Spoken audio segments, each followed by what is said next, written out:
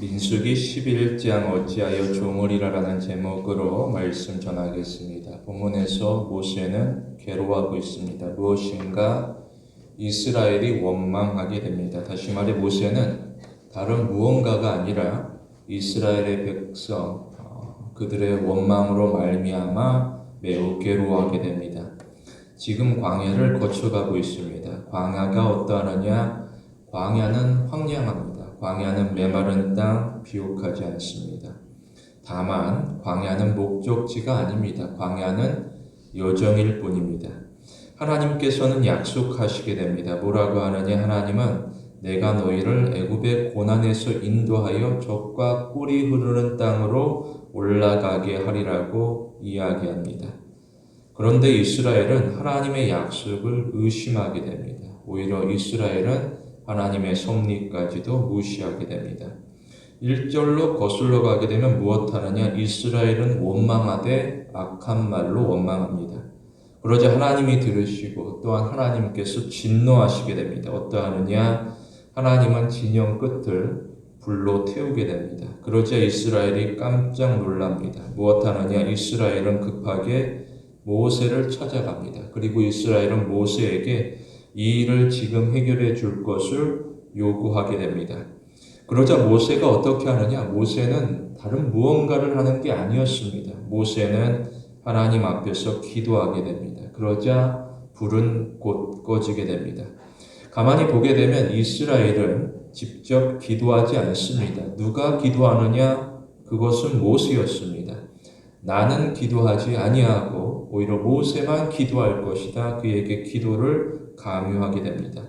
신자는 직접 기도해야 될 것입니다. 기도도 가만히 보면 목적지는 아닙니다. 기도도 과정에 해당되어지게 됩니다.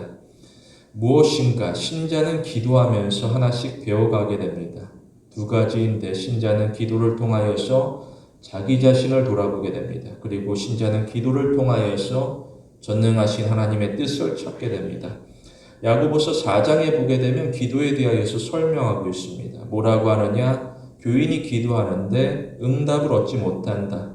왜 그러하느냐? 교인이 하나님에게 진실하게 간구하지 않기 때문입니다. 그리고 교인이 간구해도 응답을 얻지 못하는 경우가 또한 있습니다. 그 이유가 무엇인가? 아무리 열심히 간절히 기도해도 교인이 잘못 구하면 응답이 없습니다. 교인이 자기만의 유익을 추구하기 때문에 하나님은 그 응답을 허락하지 아니하게 됩니다.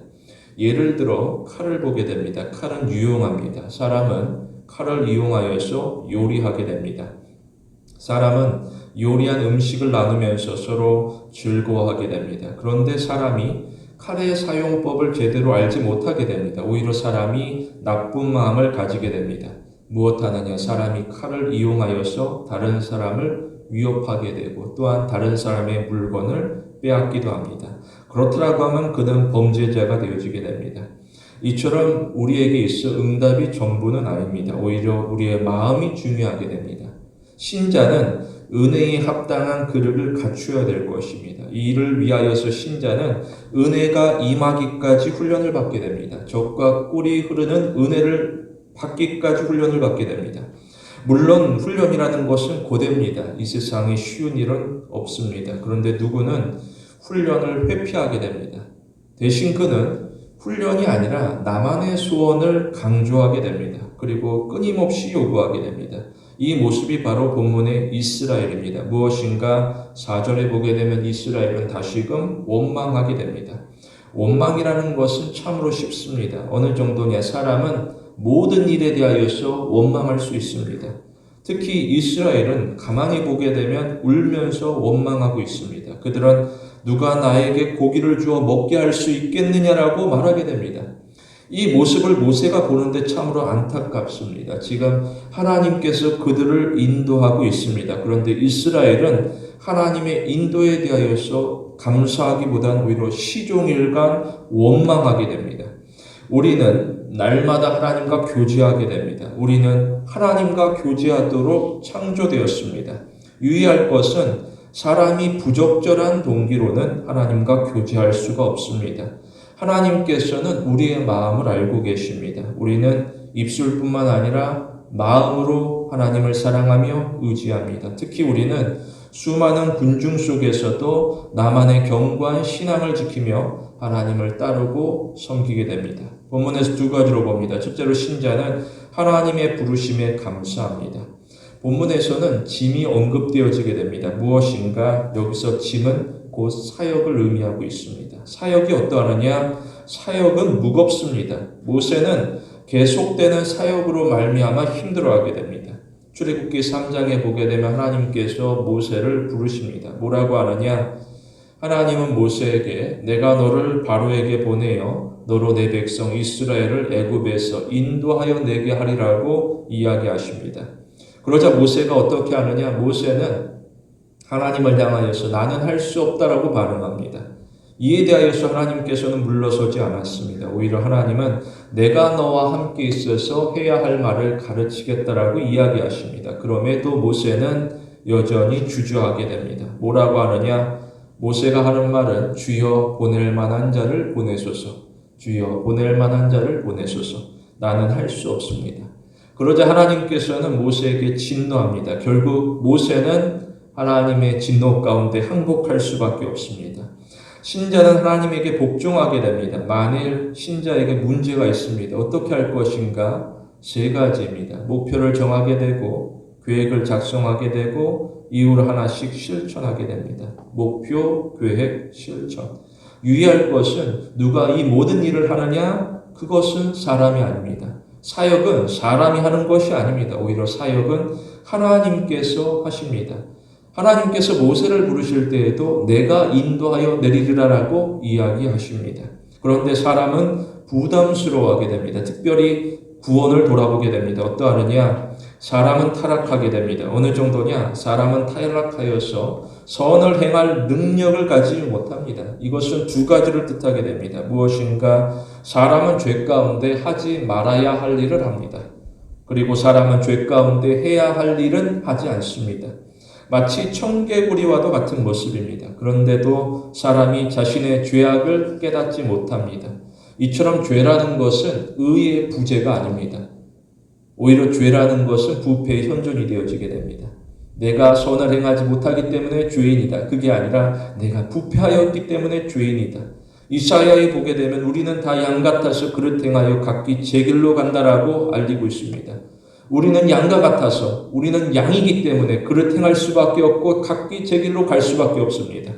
그리고 로마서에 보게 되면 모든 사람이 죄를 범하였음에 하나님의 영광에 이르지 못한다라고 선언하고 있습니다. 모든 사람이 죄를 범했음으로 말미암아 하나님께 영광을 돌리지 못하고 오히려 하나님의 영광을 가리게 됩니다.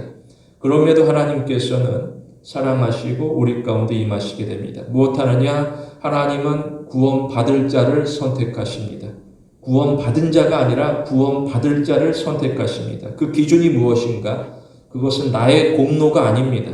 오히려 하나님의 은혜가 되어지게 됩니다.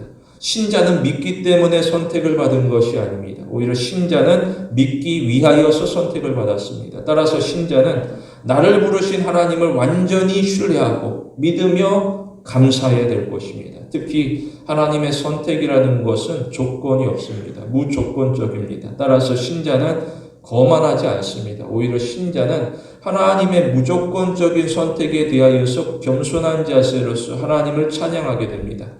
유의할 것은 하나님의 선택이라는 것은 곧 하나님의 사랑을 의미하고 있습니다. 어떠하느냐? 하나님은 택한 자를 양육하고 보호합니다. 그리고 하나님은 택한 자를 그대로 방치하지 아니하고 친히 이끌어 가시게 됩니다. 그러므로 신자는 좌절하지 않습니다. 그런데 교인이 무거운 짐으로 말미암아 때때로 무너지게 됩니다. 특히 그 주제가 사람이 되어지게 됩니다. 신자는 사람을 보면서 신앙생활하지 않습니다. 그는 결국 사람으로 말미암아 걸려 넘어질 수밖에 없습니다. 오로지 신자는 하나님을 바라보며 신앙생활해야 될 것입니다. 내가 어떠한 형편 가운데 처해 있든지 오직 하나님을 바라보기를 훈련받게 됩니다. 물론 이것은 매우 어려운 일이 되어지게 됩니다. 왜 그러하느냐? 교인은 보이는 사람을 자꾸만 신경 쓰게 됩니다. 그리고 교인은 보이지 아니하는 하나님을 자꾸만 놓치게 됩니다. 열왕기상 19장에 보게 되면 엘리야가 도망가게 됩니다. 그는 사역의 현장을 떠나가서 멀리 도망가게 됩니다. 그 이유가 무엇인가? 이세벨이 협박하기 때문입니다. 내가 너를 반드시 죽이겠다. 그러자 엘리야는 무서워하게 됩니다. 특히 엘리야가 아무리 사역을 해도 세상은 변하지 않았습니다. 여전히 불신앙으로 가득하게 됩니다. 그러한 중에서도 엘리야는 최선을 다하였습니다. 그런데 사람들은 마음을 돌이키지 아니하고 하나님을 끝까지 섬기지 아니하게 됩니다. 오죽하면 엘리야가 하는 말은 하나님 앞에서 신앙인들은 모두 죽고 오직 나만 남았다라고 말하게 됩니다. 신자는 자신의 나약함을 인정해야 될 것입니다. 나아가 신자는 하나님의 강하심을 굳세게 붙들어야 됩니다. 놓치지 아니하고 끈질기게 붙들어야 됩니다. 그렇지 아니하고는 신자가 아무리 놀라운 응답을 받아도 갈멜산에 기적이 일어난다라고 할지라도 사역을 도저히 감당할 수가 없습니다. 오히려 신자는 계속되어지는 사역으로 말미암아 쓰러지게 됩니다. 사역이라는 것은 짧지 않습니다. 우리의 일생이 다가도록 사역은 계속해서 진행되어지게 됩니다. 그럼에도 엘리야는 로뎀나무 아래에서 지쳐 잠이 들게 됩니다. 이러한 중에 하나님께서는 쓰러져 있는 신자를 책망하지 않습니다. 오히려 하나님은 신자를 물끄러미 바라보시며 사랑으로 어루만져 주시게 됩니다. 우리가 욥기를 보게 되면 욥의 친구들은 저마다 다양한 대안들을 제시합니다. 세상에서는 다양한 해답들을 제시하게 됩니다. 그런데 들으면 들을수록 욥의 마음은 무너지고 낙심할 뿐입니다. 그러한 중에 하나님은 침묵하셨습니다. 그런데 오히려 하나님의 침묵이 신자를 다시금 일으켜 세우게 됩니다. 그리고 하나님의 아주 작은 세미한 음성이 신자에게 소망을 불어넣게 됩니다. 우리는 사역의 괴로움만 보지 않습니다. 오히려 우리는 사역의 즐거움을 발견해야 될 것입니다. 무엇인가? 우리는 사역에서 자신의 성과를 과시하지 않습니다. 내가 무언가를 하였다. 내가 누군가를 변화시켰다. 가만히 보게 되면 나에게 일어난 모든 일들은 누군가를 통해서가 아니라 하나님으로 말미암아 일어난 역사가 되어지게 됩니다. 그러므로 우리는 사역에서 하나님의 인자하심만을 증거할 뿐입니다. 시편에 보게 되면 예배자가 찬송하기를 나는 오직 주의 인자하심을 의뢰하였사오니 내 마음은 주의 구원을 기뻐하리라라고 고백하게 됩니다. 세상 가운데 예배자가 구하는 것이 많이 있지만 하나님을 진정으로 만나게 되지 하나님의 구원, 하나님께서 나를 지키시고 인도하심에 참으로 기뻐하며 찬송하게 됩니다. 우리는 나의 이름이 높아지기를 간구하지 않습니다. 오히려 우리는 하나님의 이름이 높아지기를 간구하게 됩니다. 우리 가운데 살아 역사하시는 하나님을 증거하게 됩니다. 본문에서 둘째로 신자는 하나님의 부르심에 뒤따라가게 됩니다. 본문에서는 모세가 안타깝게도 우울해하고 있습니다. 어느 정도냐? 모세는 하나님에게 이 백성을 내가 잉태하였나이까라고 질문하게 됩니다. 이게 비단 모세의 하소연이겠습니까? 가정에서나 직장에서나 어느 공동체에서든지 그 무거운 짐으로 말미암아 괴로워하는 심령들이 있습니다. 이어서 모세가 하는 말은 주께서 나더러 그들을 품에 품고 주께서 그들의 열조에게 맹세하신 땅으로 가라 하시나이까라고 말하게 됩니다. 모세는 굉장히 난감해하게 됩니다. 마치 모세는 중간에 끼어 있게 됩니다. 무엇인가 이스라엘이고 또 동시에 하나님입니다. 어떠하느냐? 이스라엘은 계속해서 모세에게 이것저것을 요구하게 됩니다. 양식이 부족하면 양식을 달라 하고 물이 부족하면 물을 달라 하고 여러 가지 필요한 것을 끊임없이 요구하게 됩니다. 이스라엘은 가만히 보면 조급합니다. 이스라엘은 닥쳐진 문제에 대하여서 잠시라도 기다리는 법이 없습니다. 출애굽기 17장에 보게 되면 이스라엘이 하나님의 말씀을 따라서 르비딤으로 가게 되고 도착하게 됩니다. 어떠하느냐? 거기에는 물이 없었습니다. 그러자 이스라엘은 모세를 향하여서 왜 우리를 애굽에서 인도하여서 우리를 목말라 죽게 하는 것이냐고 급하게 화를 내게 됩니다. 이스라엘은 하나님의 뜻을 구하거나 찾지 않았습니다. 오히려 이스라엘은 지금 당장의 해결책을 요청하게 됩니다. 무엇하느냐? 이스라엘은 자신의 마음이 들지 않는다고 즉시 돌을 들어서 모세를 치고자 하게 됩니다. 이 모습은 애굽과도 유사하게 됩니다. 이스라엘은 애굽에서 당한 것처럼 동일하게 폭력을 행사하게 됩니다. 그들은 여전히 변하지 아니하게 됩니다. 그러자 모세가 두려워하게 됩니다. 모세는 하나님에게 부르짖게 됩니다. 하나님께 부르짖게 됩니다. 과연 이게 지도자의 모습인가? 세상 가운데 사람들 가운데 군림하고 존경받는 것이 아니라 오히려 종에 가까운 모습, 마치 이스라엘의 노예와 같이 이스라엘은 철저하게 모세를 이용하게 됩니다. 그렇다고 해서 하나님께서 모세에게 이 모든 일들에 대하여서 미리 귀뜸을 해주는 것도 아니었습니다. 모세 역시도 왜 하나님이 르비딤으로 인도하셨는지 굳이 말씀하셔서 굳이 인도하시기를 르비딤으로 물이 없는 장소로 왜 가게 하시는지 알 수가 없습니다. 모세 역시도 하나님의 인도에 대해서 의문을 가지게 됩니다.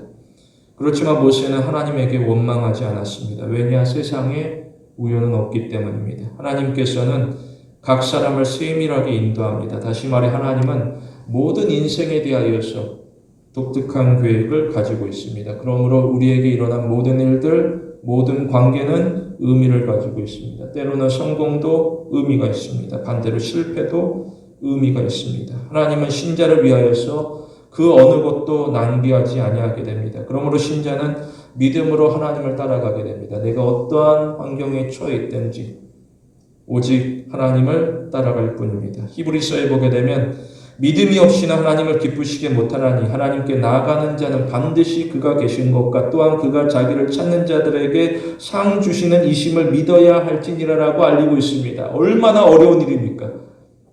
하나님께서 반드시 계신 것과 반드시 상 주실 것을 나는 믿고 따라가겠습니다.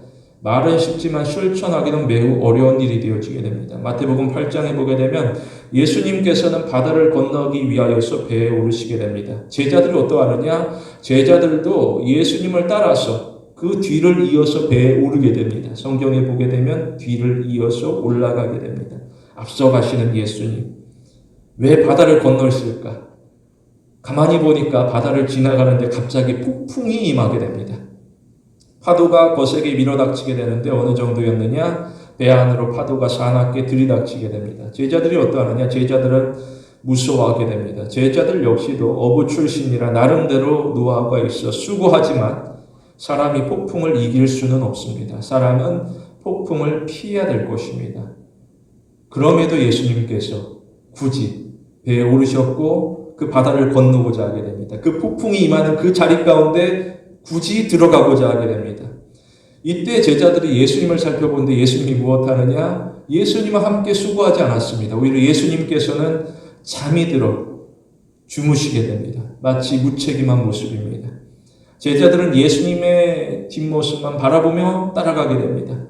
예수님이 어디로 가든지 나는 뒤따라가겠습니다. 그런데 예수님께서는 어떠한 대책도 그들에게 제시하지 않았습니다. 오히려 이 모든 일들은 누가 감당하느냐? 제자들이 감당하게 됩니다. 풍랑 가운데 노를 젓고 헤쳐나가기 위해서 땀을 흘리며 수고할 사람들은 예수님이 아니라 제자가 되어지게 됩니다. 이게 얼마나 억울한 일입니까? 그래서 제자들은 예수님을 급하게 깨우게 됩니다. 뭐라고 하느냐? 제자들은 주여 구원하소서. 우리가 죽겠나이다. 우리가 죽겠나이다. 너무 힘들어 죽겠나이다. 우리가 죽을 정도로 괴롭습니다. 어렵습니다. 힘이 듭니다. 그러자 예수님께서 잠에서 깨어 일어나시게 되는데 뭐라고 하느냐? 그 말씀이 의외였습니다. 예수님은 제자들에게 너희가 수고하였다 그렇게 이야기하지 않았습니다. 오히려 예수님은 그들을 향하여서 어찌하여 무서워하느냐라고 이야기하십니다. 이어서 한마디를 덧붙이게 되는데 그게 뭐라고 그러느냐? 이 믿음이 적은 자들아. 굉장한 충격 아니겠습니까? 내가 주님을 위하여서 최선을 다해서 헌신하고 수고하는데 나를 향하여서 잘하였다. 충성스러운 종아.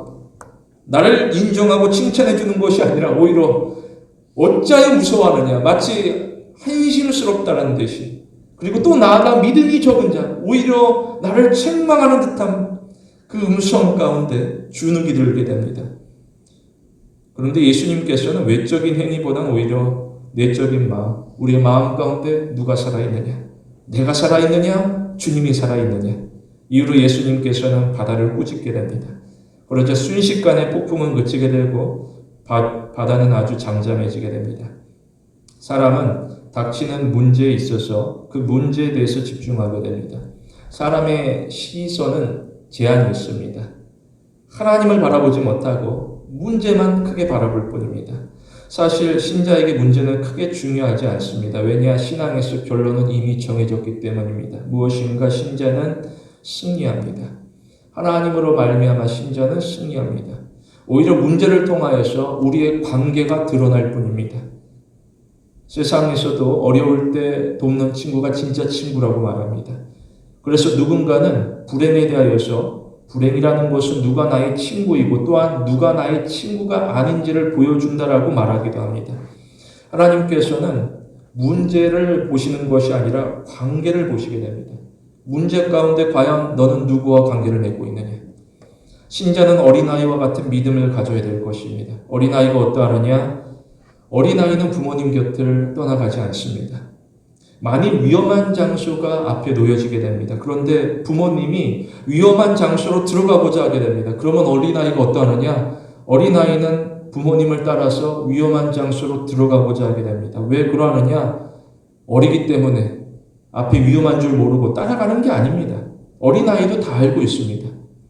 오히려 어린아이에게 있어서 위험한 장소보다 부모님이 내 곁에 없는 것이 훨씬 더 두려운 일이기 때문에 따라가게 됩니다. 우리는 하나님을 따르게 됩니다. 신앙 여정이라는 것은 고됩니다. 신자는 상처를 받을 수도 있고 또한 아픔으로 신음할 수도 있습니다. 그때 우리가 혼자서만 끙끙 앓고 있지는 않습니다. 오히려 우리는 우리의 상처, 우리의 아픔을 하나님에게 아뢰게 됩니다. 하나님이 어떠하느냐? 하나님은 우리를 위로하고 안아주게 됩니다. 이것이 바로 약속입니다. 이사야에 보게 되면 여인이 어찌 그 젖먹는 자식을 잃겠으며 자기 태에서 난 아들을 긍휼히 여기지 아니하겠느냐라고 알리고 있습니다. 이어서 그녀들이 혹시 잊을지라도 나는 너를 잊지 않겠다라고 알리고 있습니다. 언제나 하나님은 우리를 기억하시고 우리를 붙들어 주겠다 약속하십니다. 우리는 어떠한 순간에서도 하나님만 따라가는 신앙을 지켜야 될 것입니다. 때로는 신앙 여정에서 고립되고 또 때로는 고독할 수도 있습니다. 그런데 우리는 혼자가 아니고 우리는 거룩하신 하나님과 함께하게 됩니다.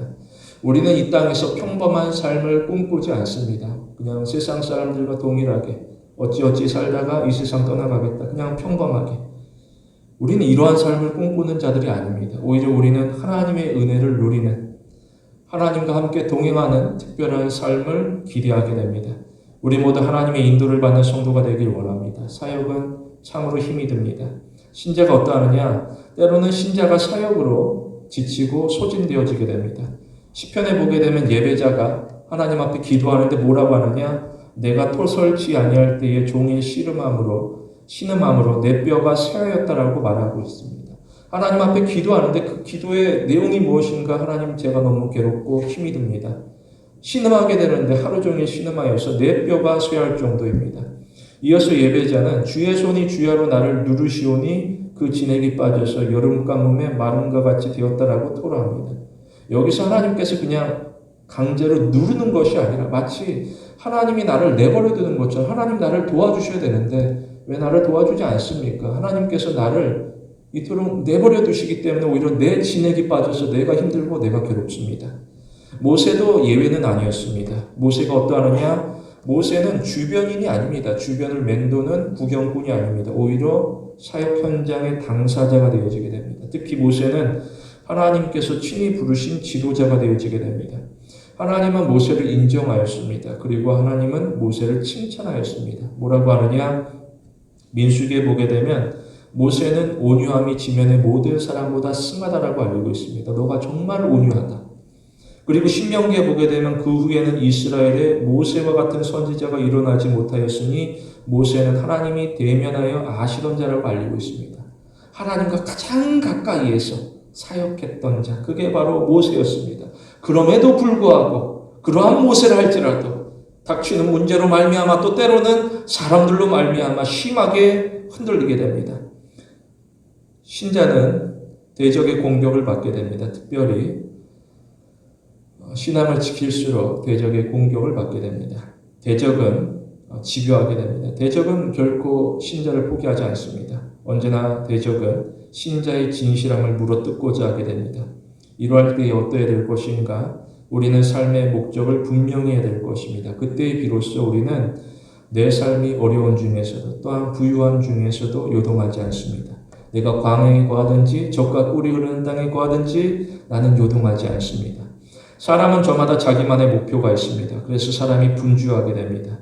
유의할 것은 그 이루는 방식을 보게 되면 자기 방식을 고집합니다. 내가 성경을 알지만 하나님의 방식은 외면하고 자기의 방식을 고집하게 됩니다. 그러므로 사람이 원망하게 됩니다.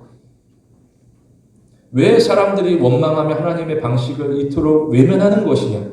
놀라운 기적 가운데 살아가면서도 왜 이토록 그들은 하나님 앞에 원망하며 하나님으로부터 등을 돌리고 있느냐? 왜 그런 것인가? 사람이 보기에 하나님의 방식은 느리고 지루하기 때문입니다. 특히 하나님의 방식은 빠르게 변화하는 현대 사회에 도무지 맞지가 않습니다. 그런데 신자는 세상의 흐름이 아니라 변하지 않는 진리를 사모해야 될 것입니다. 무엇할 것인가? 신자는 자신의 방식을 내려놓습니다. 그리고 신자는 하나님의 방식, 진리를 사수해야 될 것입니다. 우리는 진정으로 하나님을 경외합니다. 우리는 하나님에게로 마음을 돌이키게 됩니다. 로마서에 보게 되면 너희는 이 세대를 본받지 말고 오직 마음을 새롭게 함으로 변화를 받으라고 알리고 있습니다. 우리는 우리의 삶 속에서 하나님의 흔적을 놓치지 않아야 됩니다. 우리의 삶 속에 하나님께서 역사하시는데 하나님의 흔적을 놓쳐서는 안 됩니다. 특히 우리는 우리의 삶을 통하여서 신실하신 하나님을 드러내야 될 것입니다.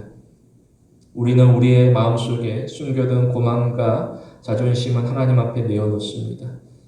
그리고 우리는 우리의 마음속에 휘몰아치는 걱정과 근심까지도 하나님 앞에 내어 맡기게 됩니다. 그러면 하나님께서 우리를 돌보시고 이끄시게 됩니다. 우리는 하나님의 자비하심에 대하여서 조금도 의심하지 않습니다. 오히려 우리는 거친 세상으로부터 나를 여전히 지켜주시는 그 하나님의 권능을 몸소 경험하게 됩니다. 우리 모두 우리의 삶이 하나님의 계획과 완전히 일치하는 성도가 되길 원합니다. 말씀을 맺겠습니다. 신자가 사랑을 실천합니다. 이거는 어려운 일입니다. 나아가 위험한 일입니다.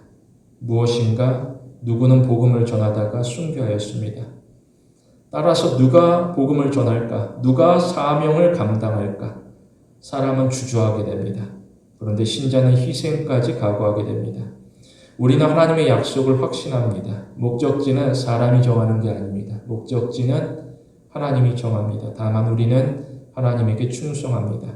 우리는 사역의 어려움에 대하여서 낙심하지 않습니다. 오히려 우리는 어려울수록 더욱 간절한 마음으로 하나님을 의지합니다.